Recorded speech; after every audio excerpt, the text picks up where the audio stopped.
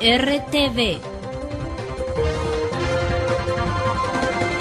A partir de ahora, el ingeniero Benítez nos va a presentar el impacto en la producción a través del tiempo, es decir, con datos comparativos desde el 2008 hasta el 2016, de cómo ha ido rotando las distintas actividades productivas, ganaderas, agrícolas, intensivas, extensivas y a pequeña escala, y sacar conclusiones preliminares respecto a las distintas afectaciones, en este caso, a comunidades y a empresarios que se fue dando. Para poder determinar el impacto de los grupos armados sobre las actividades agropecuarias en la zona norte, se utilizó esta metodología recurriendo primeramente a fuentes secundarias de información, y ya sean públicas y privadas, y después estos datos fueron contrastados con un análisis de teledetección para determinar el cambio de uso de suelo en este departamento, ¿verdad? Los resultados reflejan que la actividad agrícola en la zona norte se incrementó de un 10,35% a 16,16% en este periodo. En cuanto a los principales rubros de la agricultura empresarial, observamos que la soja pasó de 330.000 hectáreas a 527.000 hectáreas, reflejando un incremento de 3% en cuanto a los referentes producidos a nivel nacional, ¿verdad? El trigo también tuvo ese incremento en este periodo de los últimos 8 años a través de datos de Invío y de Capeco que fueron contrastados en este periodo. Pasó de un porcentaje de 4,72 a 8,29%, prácticamente al 100% se incrementó la superficie de trigo. En el caso del maíz también es otro rubro de gran importancia. Creció en proporción, digamos, no muy similar a lo que ocurría a nivel país. Pasamos de poseer en la zona norte 20% a 14%, porque a nivel país el maíz creció muchísimo más que en la zona norte. En cuanto a rubros de la agricultura familiar campesina, podemos destacar en el caso del principal rubro de renta, digamos que el algodón.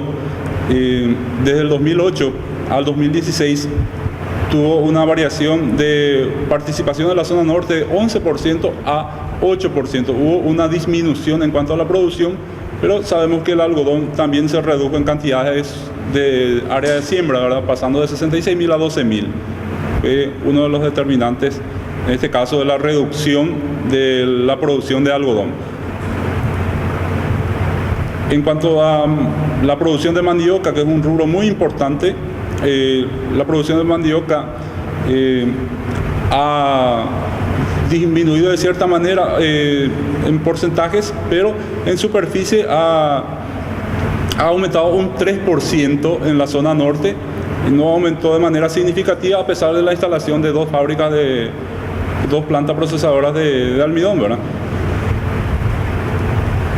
El sésamo, que es otro de los rubros principales de la agricultura familiar campesina, se ha incrementado el porcentaje de producción de un 79 a 85% de producción en la zona norte. O sea, cada vez más se fue concentrando la producción en la zona norte en cuanto a sésamo.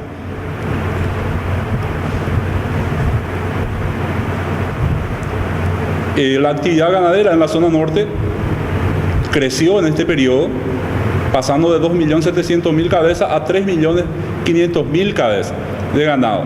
Este crecimiento es muy similar a lo que se venía dando a nivel país, o sea, no hubo una gran variación.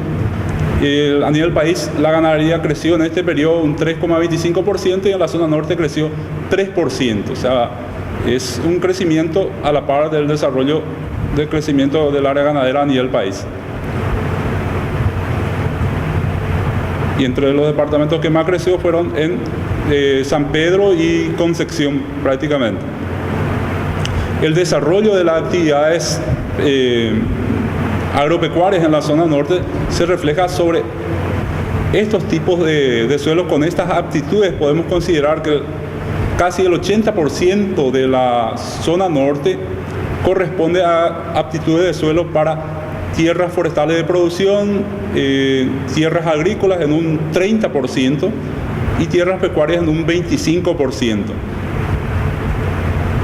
Para contrastar los datos oficiales o que teníamos de fuentes secundarias, lo que se desarrolló es trabajar con imágenes satelitales para contrastar esos datos y ver la similitud o si hay diferencias, ¿verdad? En este caso se trabajó con imágenes satelitales del año 2008 a través de técnica de teledetección utilizando la técnica de clasificación supervisada, donde el usuario asigna la categoría de uso para poder determinar la variación que pueda ocurrir en este periodo, ¿verdad? Agrupamos en esta categoría a soja toda la actividad de la agricultura empresarial, que pasó de 302.000 hectáreas prácticamente, y podemos observar también la cantidad de bosque que existía en el año 2008 de 1.099.000 hectáreas aproximadamente. Pasamos al 2016 con estas variaciones, que el área de siembra de la agricultura empresarial pasó a 514.000 hectáreas, serían 212.000 hectáreas más de lo que existía en el 2008, perdón. Con respecto a bosque, podemos considerar que hubo una reducción de más de 100.000 hectáreas durante este periodo. Principalmente fueron destinadas a actividad ganadera y después en menor medida a lo que es la agricultura, ¿verdad? Pero principalmente para actividad ganadera. Algunos cambios que reflejan dónde se fue. El cambio principalmente se da sobre pastura, y la reducción del área de bosque, ¿verdad? Que fueron algunos de los cambios más relevantes durante este periodo. Sí, un ratito. Aquí es súper interesante ver que si bien las 200.000 hectáreas de soja que aumentaron este cultivo, en mayor porcentaje no creció sobre el terreno de campesinos y campesinas, sino que creció en un 61% sobre pastura, es decir, sobre territorio ganadero, y en un 21,13% sobre bosques. Recordemos que durante este periodo de análisis en la región oriental existe una ley de deforestación cero. Por tanto, este crecimiento de 21% que representa unas 100.000 hectáreas, ¿verdad, ingeniero? ¿De bosque? El de 21 serían 100.000 hectáreas. 100.000 hectáreas de bosque, o sea, estamos hablando de una tala ilegal en condiciones de violación a las normas existentes de protección de bosques en la región oriental que, como saben ustedes, desde el año 2008 e incluso antes tenemos ley de deforestación cero. La afectación a la agricultura familiar campesina es de un 4%, o sea, no es mucha la afectación en términos numéricos, estadísticos, pero lo que sí se puede ver también es que estas distintas disminuciones que se han ido dando o crecimiento que se fueron dando en los últimos años acompañan o el decrecimiento o el crecimiento de los distintos rubros agrícolas que vinieron dándose en el país.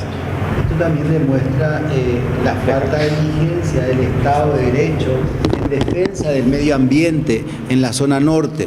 Es decir, si bien constatamos la presencia de la Policía Nacional, el Ejército Paraguayo y estos grupos ilegales como son el Ejército del Mariscal López y el Ejército del Pueblo Paraguayo, también debe destacarse el ausentismo de políticas de protección del medio ambiente que recaen en su responsabilidad fundamentalmente en el Ministerio Público. Algunas imágenes que reflejan los cambios de uso de suelo que